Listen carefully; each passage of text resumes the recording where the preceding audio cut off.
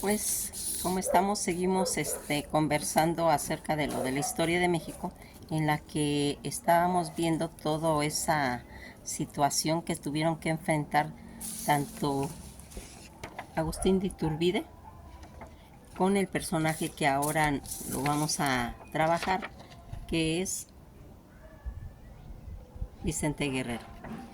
Vicente Guerrero, que es ese caudillo también insurgentes que no extinguió pues sus ánimos de ver que la mayoría de toda esta situación encausada en los movimientos revolucionarios se habían pues acelerado tanto, y que va a tener esa formación con Agustín de Iturbide, formando también pues una etapa muy importante en la historia de México, y que jamás pues podría separárseles.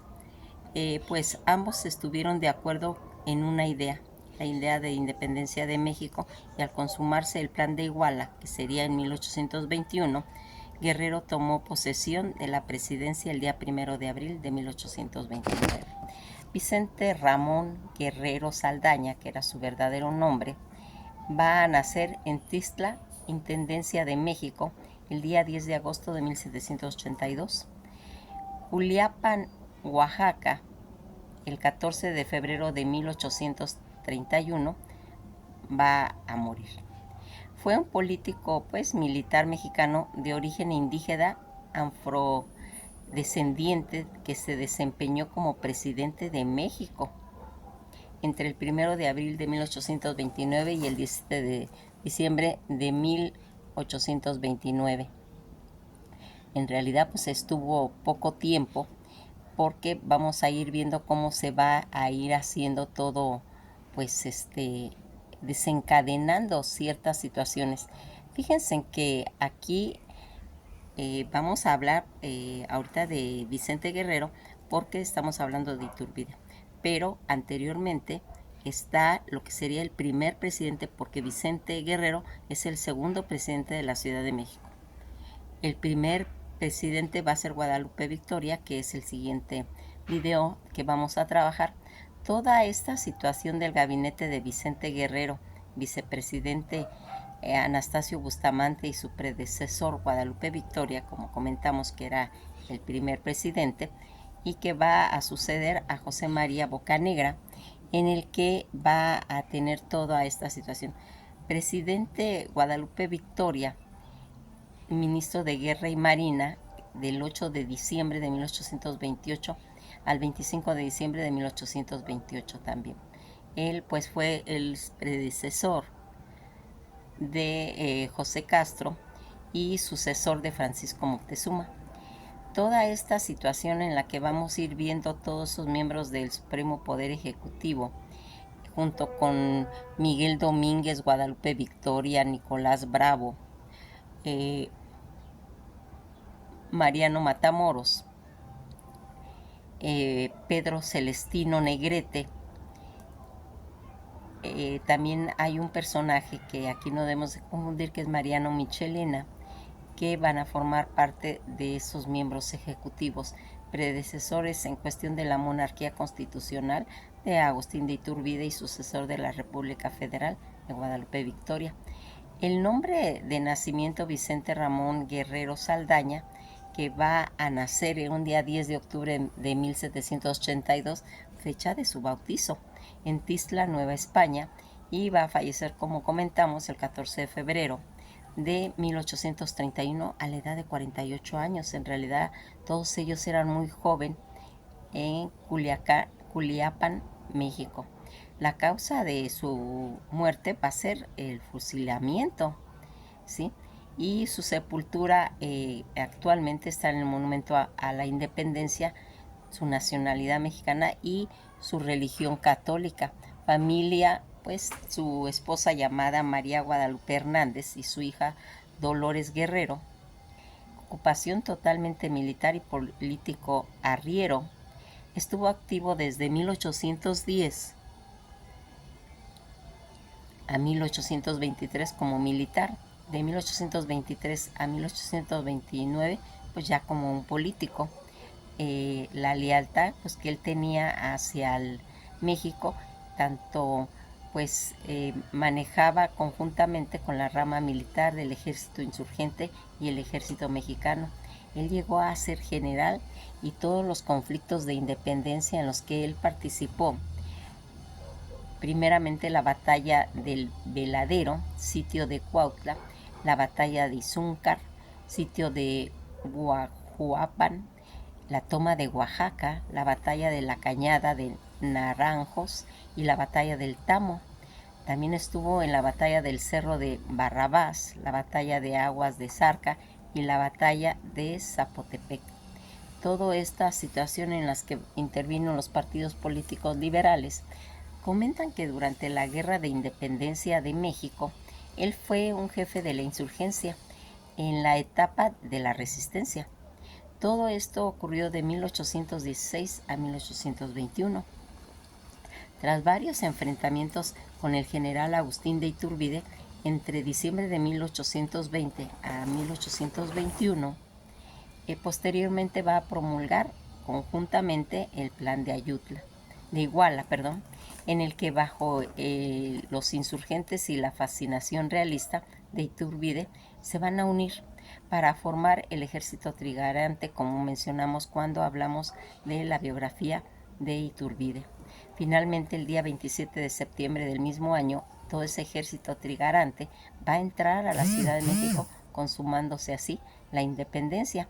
Tras esta consumación, fue miembro supremo del Supremo Poder Ejecutivo y fungió como el gobierno provisional ya entre abril de 1823 y octubre de 1824. También fue ministro de Guerra y Marina en un breve periodo. Esto ocurrió en diciembre de 1824 durante pues la presidencia de Guadalupe Victoria. Salió pues perdedor en el segundo lugar en las elecciones federales de 1828, por lo que le correspondía el cargo de vicepresidente. Mas sin embargo, debido pues a las constancias a cargo del vicepresidente, presionó a su partido, que defendía pues el argumento que el presidente electo Manuel Gómez Pedraza se negaba a concluir la expulsión de los españoles del territorio nacional. El Congreso Constitucional anuló las elecciones, nombrándolo ganador. Tuvo un breve gobierno durante abril y diciembre de 1829, ya que fue capturado y obligado a renunciar para luego ser condenado a muerte por una corte marcial, después declarado inconstitucional y fusilado por órdenes del vicepresidente Anastasio Bustamante. Por decreto, el día 16 de noviembre de 1833 fue declarado benemérito de la patria y en 1849 se creó en honor a él el estado de Guerrero. Toda la situación en la que ocurrió en sus primeros años, dicen que él pasó los primeros años haciendo labores de su padre y su tío Diego Guerrero. Su oficio y negocios de su familia fue ascendencia española e indígena y afromexicano. Guerrero fue arriero. Dicen que a principios del siglo XIX su natal Tizla era uno de los centros, pues se puede decir, más poblados, productivos al sur de México, y durante la época del virreinato, al ser pues de su oficio arriero y bien establecido, pues permitía tener privilegios como el de poseer animales de carga, pues por ejemplo caballos, mulas, portar armas para protegerse de los salteadores de los caminos y ejercer el comercio, tratar directamente con los comerciantes pues más ricos. Así pues, la prosperidad de su padre como campesino, arriero, comerciante y armero, la posición de su tío Diego Guerrero pues dentro de la milicia española y el desempeño de la familia, pues le van a permitir a él tener una educación de lo más completa para la época a través de profesores particulares. Su padre, Juan Pedro Guerrero Texcucano, y su hermano se dedicaban a la armería, por lo que Guerrero aprendió a manejar y dar mantenimiento y reparar y flojar armamento, como por ejemplo las espadas, los fusiles, los armeros que estaban pues al almacenar el armamento, del ejército regional. Su padre y su hermano Diego pertenecían pues a la milicia española bajo las órdenes del capitán Antonio Galeana de Tecpan y del subteniente Víctor Bravo de Chilpancingo. Esto les va a permitir al joven guerrero pues irse desenvolviéndose entre el ejército de tiro y combate de cuerpo a cuerpo, revista de armamento, práctica de maniobras militares, por lo que los negocios de la armería de su padre se convirtieron pues además en hábiles jinetes. En la arriería llegarían también a conocer a detalle todo el sur, el sureste, incluyendo el camino hacia la Ciudad de México, a coordinar y a movilizar tanto hombres y carga y a sobrevivir al aire libre en los montes y en los bosques. También aprendió a leer y a escribir y a manejar los números de matemáticas básicas, además de adquirir pues algunos conocimientos rudimentarios en mecánica práctica necesaria para realizar su oficio. No adquirieron pues la formación de un jurista, un literato o un teólogo o un militar o un burgués, ni estaban acostumbrados a los tratos de la vida urbana, razón por la cual pues posteriormente se etiquetaría frecuentemente a Guerrero como un carente de educación. Sin embargo, su preparación de campo era pues más formal de la época, pues adquiría la habilidad de que estaba al alcance de la mayoría de la población pues en la época del virreinato. Las habilidades que pues fue él adquiriendo durante su juventud le servirían para ir a combatir pues a los realistas durante la Guerra de Independencia. Guerrero no solo era hábil con la espada,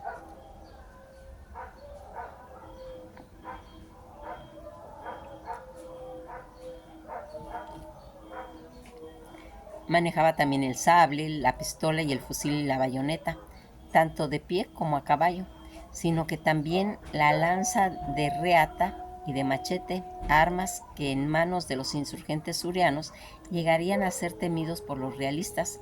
El conocimiento del territorio suriano también llegaría a ser una ventaja importante a la futura batalla, al igual que la habilidad de guerrero para constituir fortines, provisiones sobre cerros y tierras altas para defender a los pobladores y posesiones bajo su control. La artillería sería también otra novedad, lo que los realistas se toparían con el sureste, tanto con los insurgentes que llegaron a fundir campanas y a máquinas de su hacienda para ir construyendo cañones y fusiles, además de utilizar aquellos que tomaban de los realistas. Guerrero establecería pues una fundición para forjar armamento y una casa de moneda fabricando también pólvora y municiones. Aunque su familia pues consideraba a menudo humilde, su padre Juan Pedro Guerrero era también conocido y respetado, llegando el gobierno virreinal a indultar a prisioneros insurgentes por la intervención suya, o sea, del padre de Guerrero. Los guerreros mantenían relación comercial con los agricultores, los hacendados importantes del sur, como los mismos Bravo y Galeana. Contrajo matrimonio con María Guadalupe Hernández, con quien tuvo una hija llamada María Dolores Guerrero. Fue abuelo del político, intelectual y militar mexicano Vicente Rivas Palacio. Este punto hay que marcarlo bien porque a veces en muchas biografías no se comenta este parentesco, pero cuando más adelante, más a futuro, veamos a este personaje de Vicente Rivas Palacio, pues nos vamos a recordar de que era su abuelo. Toda esta situación de la independencia de la Nueva España, en la que pues al estar estallando la guerra de independencia, él va a ser testigo en el arribo de las tropas de José María Morelos y Pavón e Isidro Montes de Oca a Tecpan. Siendo convencido ahí al mismo de unirse al movimiento, va a comenzar su carrera militar en 1810 bajo las órdenes directas de Meregildo Galeana. Debido al carácter aguerrido, arrojo y valor que lo caracterizaban, pues dicha mancuerna sería pues después conocida por el liderazgo. Tras dirigir y participar en la furiosa carga de caballería y feroces embates de infantería. Su incorporación y la de los demás combatientes al sur produjo un cambio de estrategia militar con los insurgentes, ya que los surianos preferían los ataques frontal al enfrentamiento contingente de los realistas y daban preferencia a toda esa formación de cuerpos militares bien organizados. Comentan que ya en 1811, ya con el grado capitán, el general José Mariano Morelos y Pavón lo comisionó para atacar la población de Tasco. Toda esta experiencia que él traía va a servir a Vicente Guerrero, que se distinguió en la batalla de Izúncar, que sería el 23 de febrero de 1812, donde como segundo al mando del general Mariano Matamoros derrotan al general brigadier Ciriaco del Llano. El día 23 de julio de 1812 va a participar en el sitio de Ujuapan, donde su caballería, en combinación con la que tenía con Hermenegildo Galeana, van a derrotar al capitán realista Juan Antonio Caldelas, uno de los principales defensores, siendo Guerrero el primero en romper todo ese cerco. La victoria insurgentes de Huajuapan hacía fácil la toma de la ciudad de Oaxaca, recomendada por Guerrero y Valerio Trujano. Sin embargo, en lugar de ello, Morelos va a decidir partir a Tehuacán, Puebla. Guerrero pues continuó bajo las órdenes de Morelos, siendo comisionado para combatir al sur de Puebla. Tras todas estas victorias de los realistas en la batalla de Puruáruan, Gabriel de Armijo va a tomar Chilpancingo.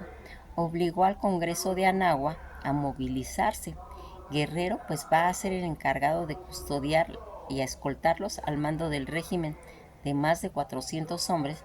Después es comisionado por Morelos para combatir en los estados del sur de México, y donde se dirige pues llevando consigo un asistente. Al comienzo, en 1816, a la muerte de José María Morelos y Pavón, la mayoría de los jefes insurgentes se retiran de la lucha y esta declina, y a pesar de ello Guerrero va a continuar combatiendo en los estados del sur durante todo el periodo llamado de resistencia. Al igual que otros insurgentes surianos, se distinguió por esa organización y contar con la milicia profesional.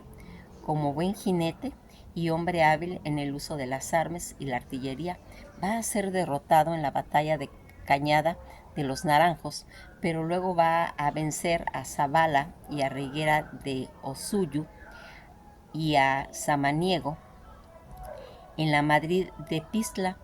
El 15 de septiembre y el 30 de septiembre de 1818 va a vencer al comandante del sur, José Gabriel de Armijo, en la batalla del Tamo y en la batalla del Cerro de Barrabás.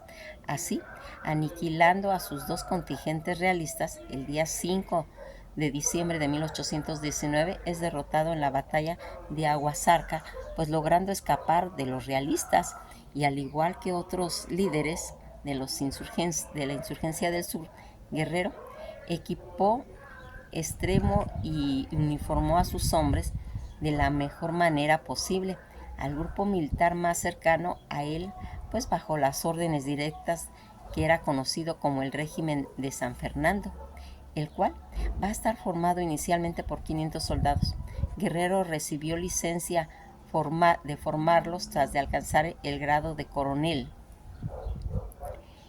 El régimen pues se destacaría por sus valores, sus destrezas a lo largo de la lucha armada, convirtiéndose en uno de los regimientos de la élite de la insurgencia justo después de su formación, y así logrando derrotar todas esas fuerzas más numerosas que pues en el realismo. La Madrid, quien lo había subestimado, la milicia de Guerrero creció pues con el tiempo, estando otros regímenes al mando de los subordinados. La patria es primero va a ser la frase que él va a mencionar como algo tan importante, en el cual va dejado ese sello. Nos quedamos hasta aquí, donde vamos a tener esa frase tan importante que llevaría pues a tener una situación de suma importancia. Que pasen un bello día y esto ha sido todo por hoy.